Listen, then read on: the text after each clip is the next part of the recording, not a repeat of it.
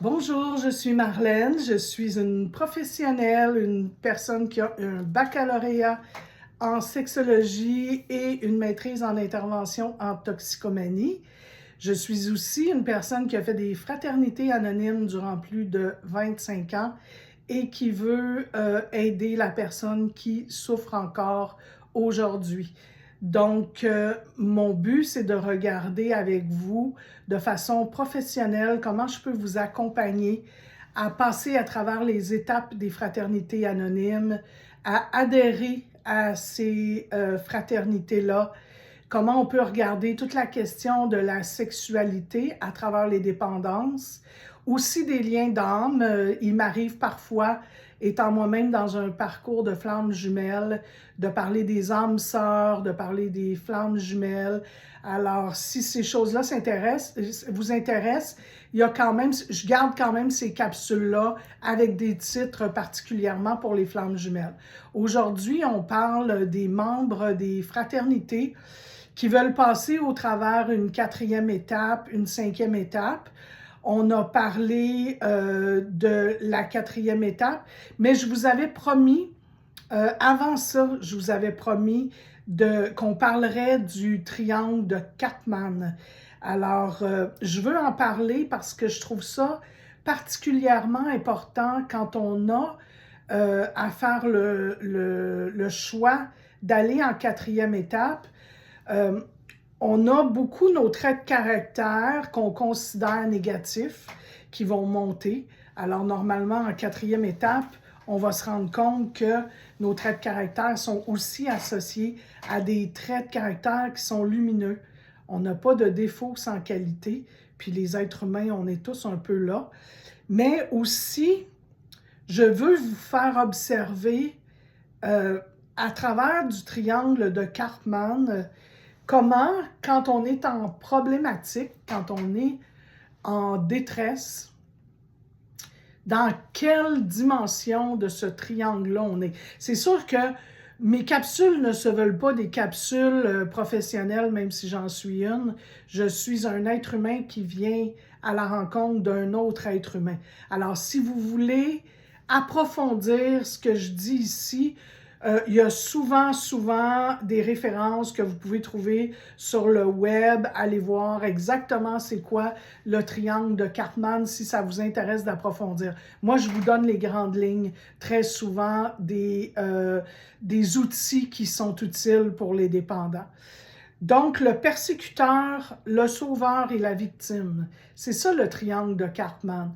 C'est qu'on va se rendre compte, et je vous dirais qu'au Québec et en Europe, évidemment, nos pionniers venaient de l'Europe.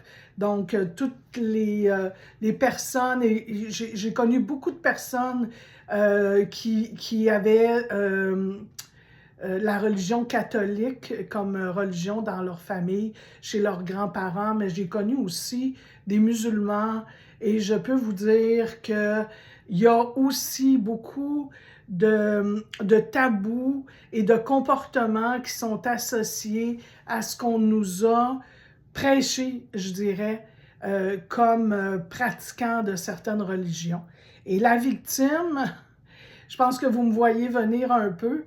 La victime, c'est vraiment la mère ou la grand-mère par excellence qu'on a souvent eu dans nos familles. Oui, elles vont passer au niveau bourreau assez souvent, mais on a beaucoup de masochistes. On a grandi beaucoup entouré de masochistes dans nos familles. Puis, c'est pas une pierre que je lance. Parce que quand je regarde la vie de nos grands-parents puis de nos arrière-grands-parents, on peut très bien comprendre que les femmes, quand on pense que les femmes ont eu le droit de vote dans les années 50, moi je trouve ça tout à fait normal que les femmes se sentaient comme des victimes. Je ne lance pas de pierre, mais je suis obligée de constater, moi j'ai été beaucoup élevée par ma grand-mère dans ma petite enfance, et ma grand-mère était une personne qui se faisait violenter physiquement et psychologiquement par un grand-père qui était alcoolique.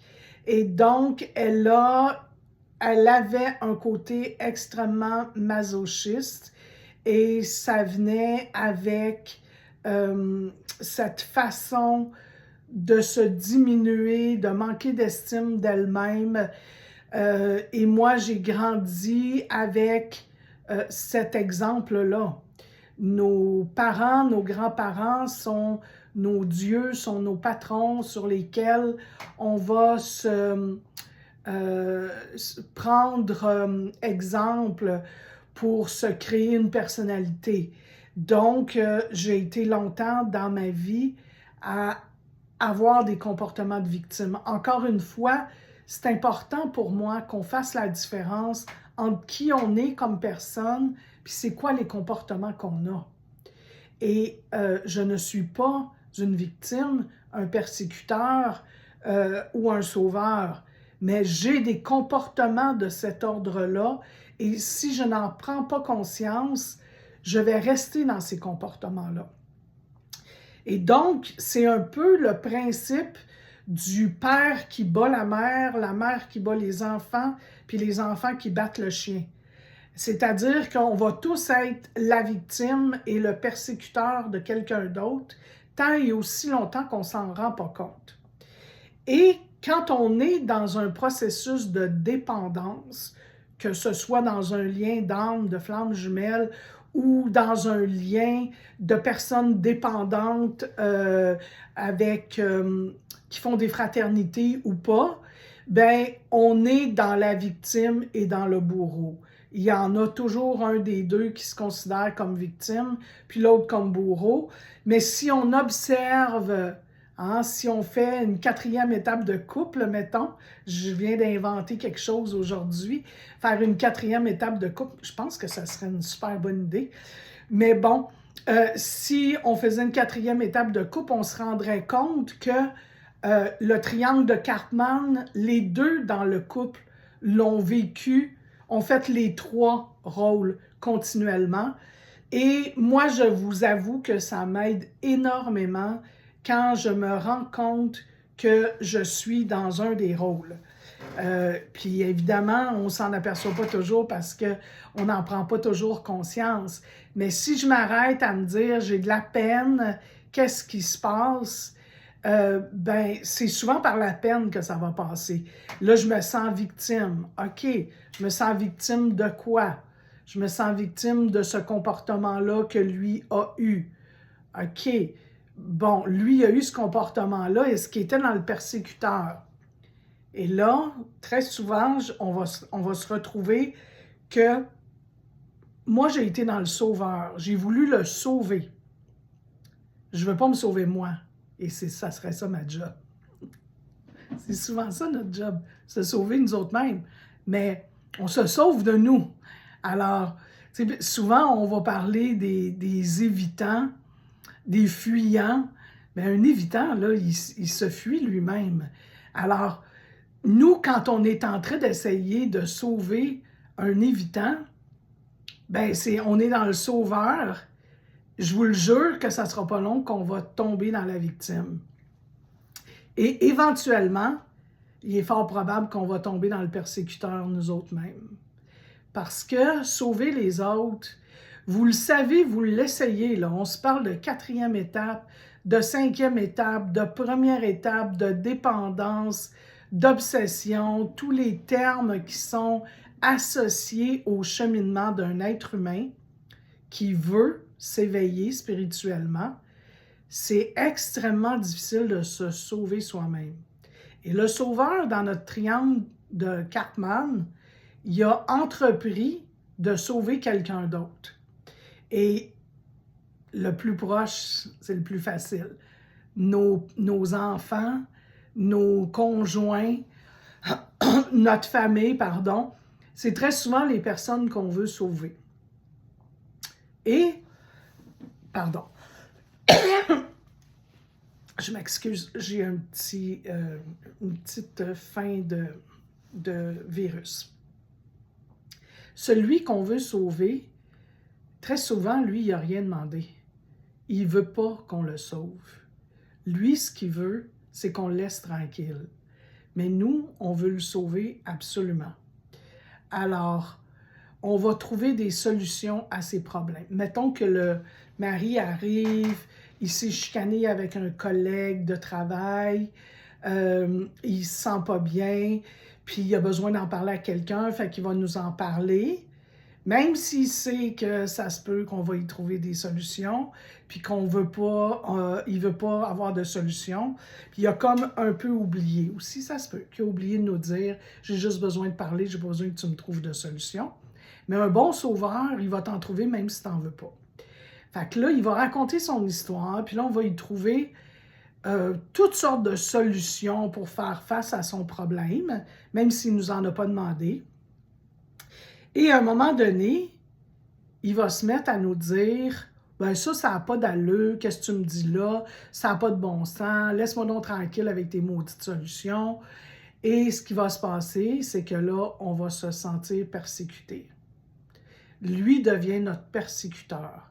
L'être que nous voulions sauver quelques minutes avant devient notre persécuteur.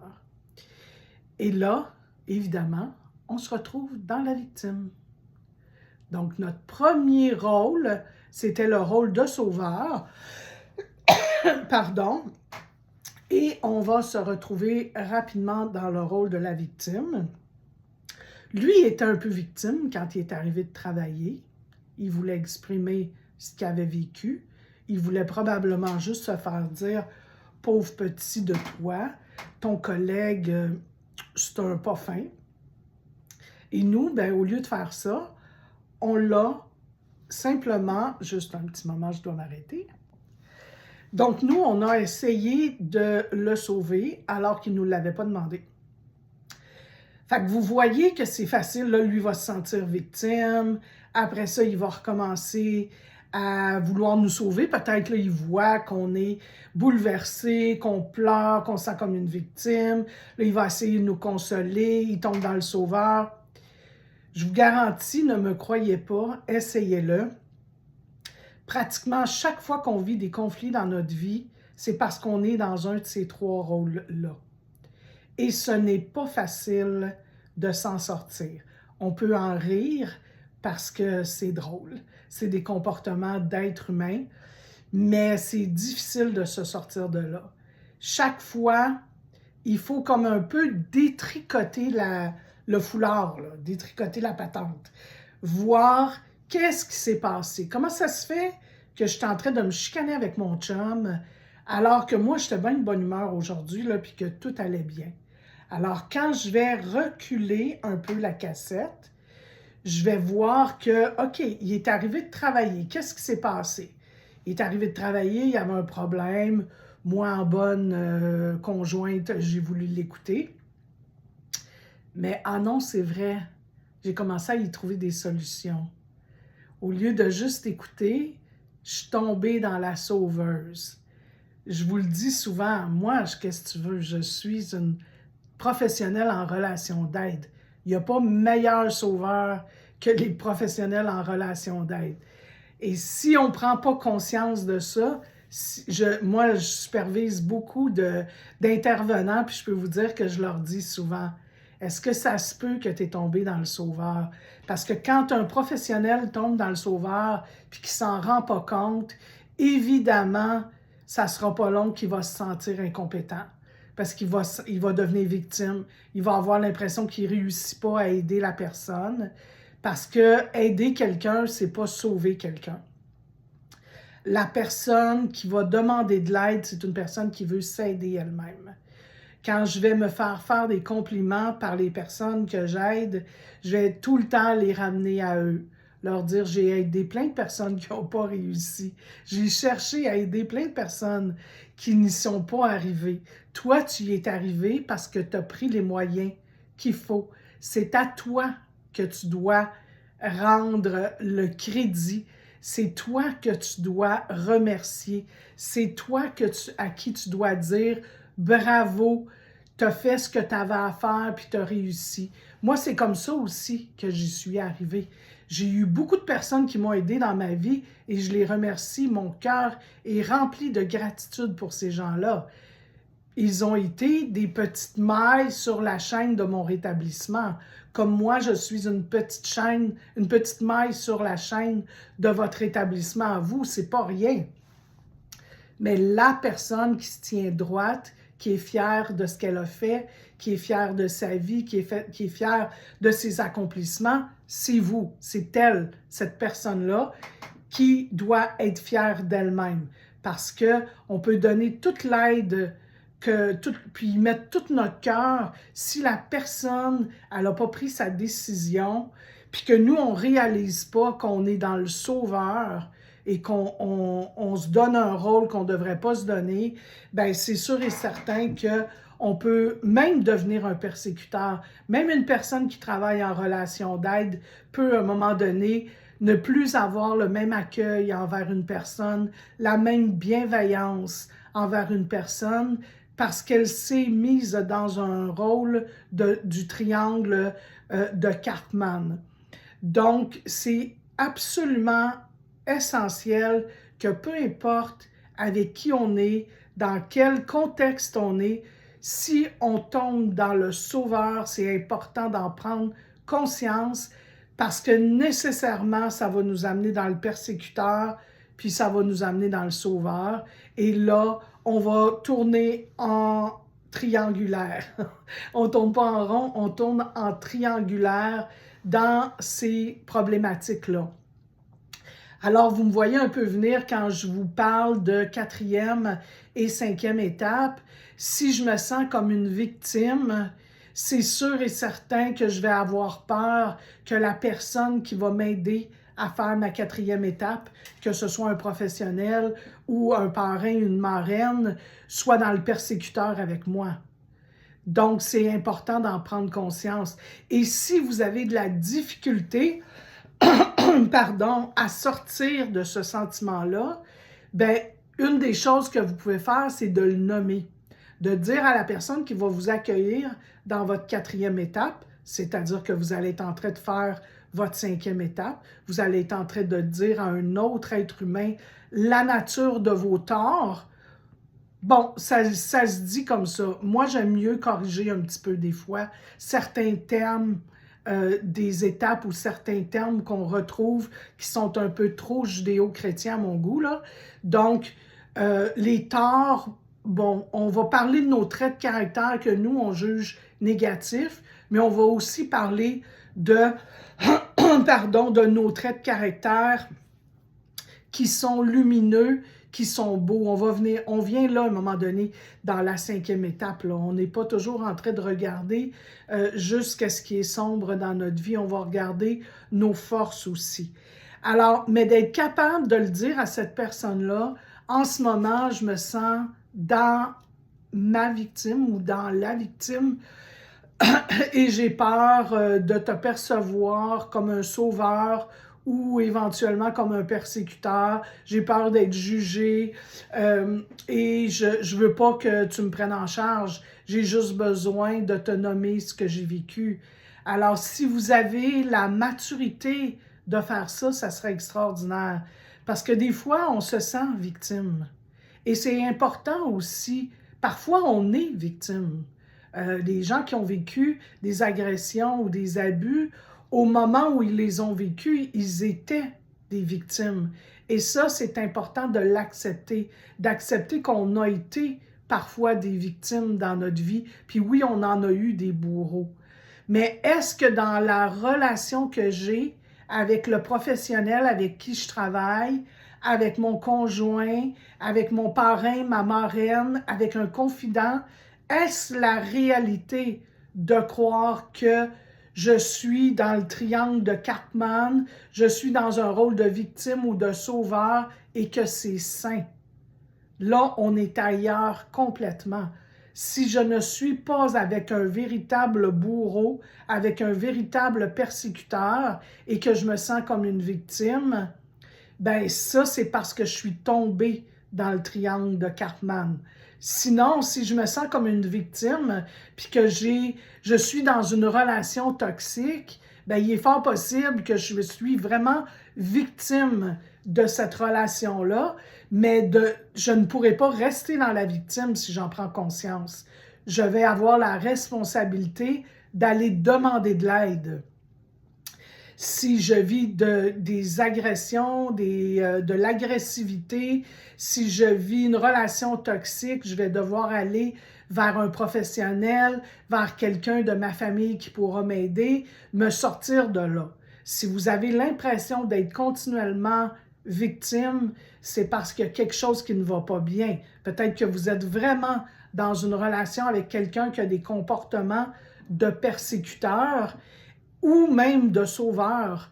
De vivre avec quelqu'un qui est continuellement dans le sauveur, c'est pas sain non plus.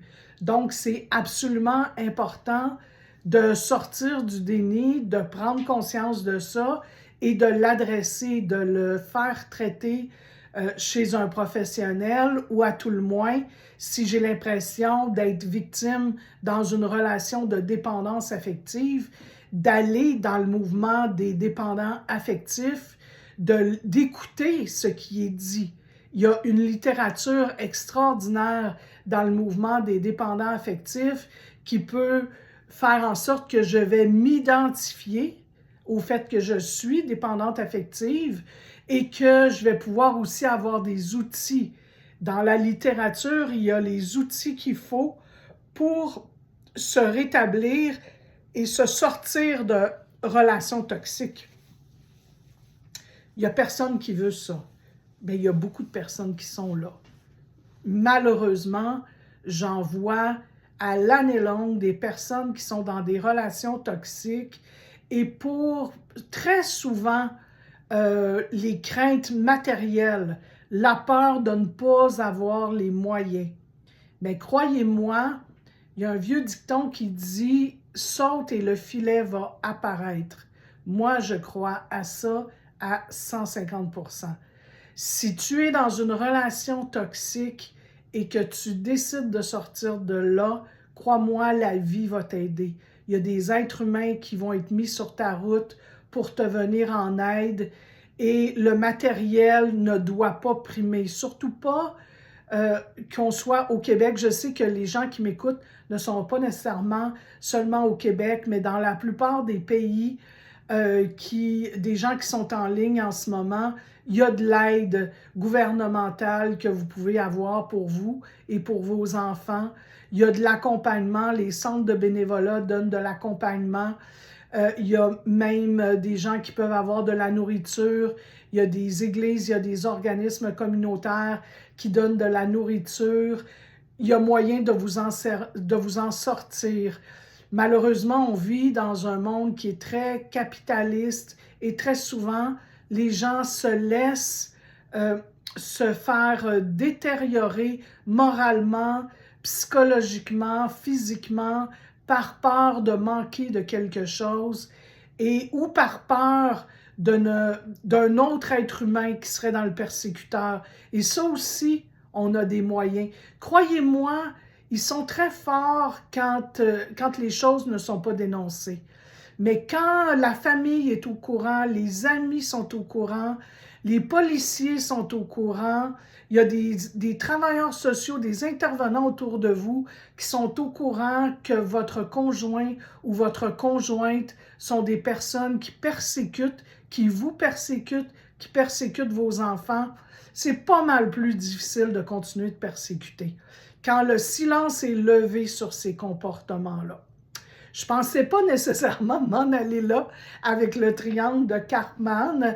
Ça m'arrive quand même assez souvent parce que j'ai beaucoup d'amour pour l'être humain, j'ai beaucoup de compassion pour qu'est-ce que vous vivez et ça me fâche parfois de voir que des personnes sont dans des situations inacceptables parce qu'elles manquent de soutien, elles manquent d'aide, elles ne savent pas où aller, elles ne connaissent pas les ressources. Dieu merci, aujourd'hui, souvent on va diaboliser Internet, mais Internet, ce n'est pas que des choses mauvaises. Ça peut être très bon. Ne serait-ce que d'entendre ce genre de capsules, des outils qu'on vous donne pour vous en sortir. Alors, encore une fois, je vous le répète, si vous sentez que vous êtes continuellement dans ces trois rôles-là, vous n'êtes pas au bon endroit, puis il y a des moyens d'en sortir, d'en prendre conscience pour commencer d'abord et avant tout. Qu'est-ce que je fais dans la victime? Comment ça se fait que je suis là-dedans? Et de refaire cette observation-là continuellement, chaque fois que vous vivez des émotions, que vous vous sentez persécuteur. Hein? Souvent, on va se sentir persécuteur aussi. Comment ça se fait que tout à coup, je me sens persécuteur? Et c'est bon de documenter. Ça aussi, c'est un outil extraordinaire. Le journal de bord, vous faire un journal et vous, à chaque fois que vous vous sentez dans un de ces rôles-là, d'écrire qu'est-ce qui s'est passé, puis d'essayer de comprendre qu'est-ce qui s'est passé. Et si à un moment donné, vous comprenez que vous avez besoin d'aide, bien, vous allez pouvoir aller chercher de l'aide et vous allez pouvoir être accompagné et votre vie va s'améliorer, votre mieux-être va s'améliorer, celui des gens autour de vous. Sachez que très souvent, quand vous travaillez sur votre établissement, il y a au moins 10 personnes autour de vous qui vont pouvoir en profiter. Et vous êtes un bon exemple, vous êtes une inspiration. Moi, j'aime beaucoup quand les gens de ma famille me disent « tu es inspirante ». Alors, c'est la grâce que je vous souhaite, que quelqu'un vous trouve inspirant, que quelqu'un se modèle à vous pour son propre cheminement parce que vous êtes quelqu'un de lumineux. Alors, devenez membre de cette chaîne pour qu'on puisse propager la bonne nouvelle aux personnes qui souffrent encore. Mettez-nous un petit pouce pour que les algorithmes puissent nous diffuser sur le réseau. Je veux vous remercier sincèrement. J'adore faire ce genre de capsules, j'adore recevoir vos courriels, ne vous gênez pas. Je peux peut-être pas toujours répondre sur le champ, mais j'essaye de répondre du mieux que je peux. clématite2030@gmail.com. Je m'appelle Marlène, je veux faire de la 12e étape avec vous, je veux vous aider, je veux faire mon rôle, ma mission de flamme jumelle et de bonne membre des fraternités anonymes.